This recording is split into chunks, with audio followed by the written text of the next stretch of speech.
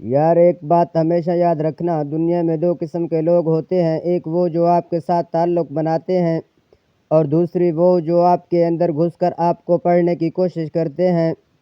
یہ چالاک لوگ نہ آپ کے ہنسنے سے دھوکہ کھاتے ہیں، نہ آپ کے رونے سے، نہ آپ کے دکھانے سے متاثر ہوتے ہیں۔ یہ لوگ بس ایک چیز دیکھتے ہیں، آپ کے اندر کون سی کمزوری ہے جسے پکڑ کر وہ آپ پر قابو پا لیں۔ اور عجیب بات یہ ہے کہ وہ کبھی براہ راست آپ سے یہ نہیں بولتے کہ میں تمہیں سمجھنا چاہتا ہوں، نہیں، وہ ہمیشہ سوال پوچھتے ہیں، ایسے سوال جن کا مقصد معلومات لینا نہیں ہوتا بلکہ آپ کو کھول دینا ہوتا ہے۔ اگر زندگی میں کبھی محسوس کرو کہ کوئی بندہ ضرورت سے زیادہ دلچسپی لے رہا ہے تو جان لو وہ یہ تو دوست ہے یا چالاک ترین دشمن، اور اس دشمن کی پہلی پہچان یہی ہے، وہ آپ سے یہ 3 سوال ضرور کرے گا۔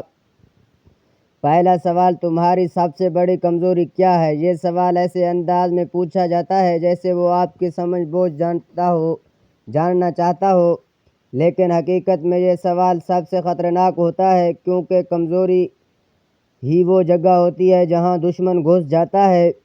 کوئی چیز دل دکھاتی ہے، کوئی بات برداشت نہیں کرتی، کوئی شخص جس کے نام سے دل کانپتا ہے۔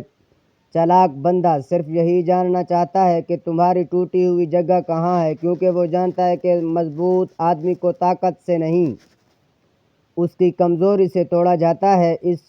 اصل سمجھ، اپنی کمزوری صرف خدا کو بتاؤ، لوگوں کو نہیں۔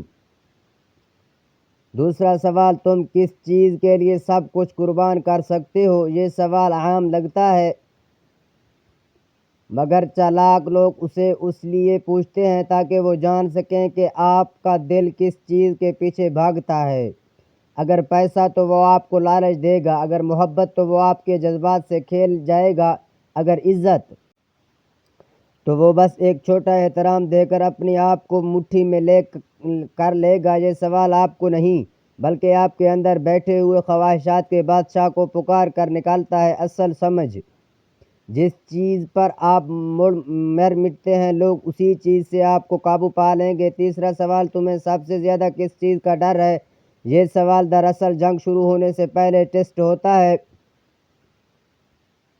یہ کسی بات کو جاننے کے لیے نہیں بلکہ آپ کو ڈرانے کی تیاری کے لیے پوچھا جاتا ہے۔ جس چیز سے آپ ڈرتے ہیں، چالاک لوگ اسی چیز کو ہتھیار بنا لیتے ہیں۔ لوگ آپ کو وہاں نہیں مارتے جہاں آپ کھڑے ہیں، لوگ ہمیشہ وہاں مارتے ہیں جہاں آپ ڈرتے ہیں۔ اصل سمجھ، جو چیز تمہارے دل میں ڈر بنتی ہے وہی دوسروں کے ہاتھ میں ہتھیار بن جاتی ہے۔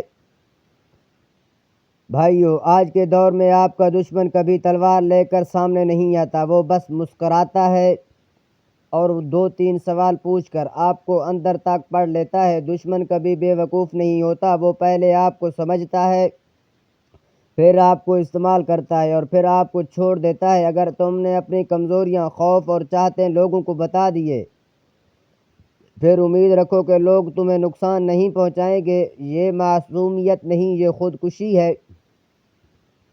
یاد رکھو، دنیا میں سب سے طاقتور انسان وہ ہے جس کے دل کے راز صرف اللہ جانتا ہے، لوگ نہیں۔ جو اپنی کمزوری چھپائے وہی مضبوط ہے، جو اپنے خوف جیت لے وہی بے خوف ہے، اور جو اپنے خواہشات پر قابو پا لے وہی دنیا کا بادشاہ ہے۔ لوگوں کو صرف وہی بتاؤ جو وہ سننا چاہتے ہیں، جو جاننا چاہتے ہیں وہ کبھی نہ بتاؤ۔ اگر یہ بات سمجھ آ گئی تو کوئی چالاک آدمی، کوئی دوغلا، کوئی دشمن تمہیں کبھی نہیں ہرا سکتا۔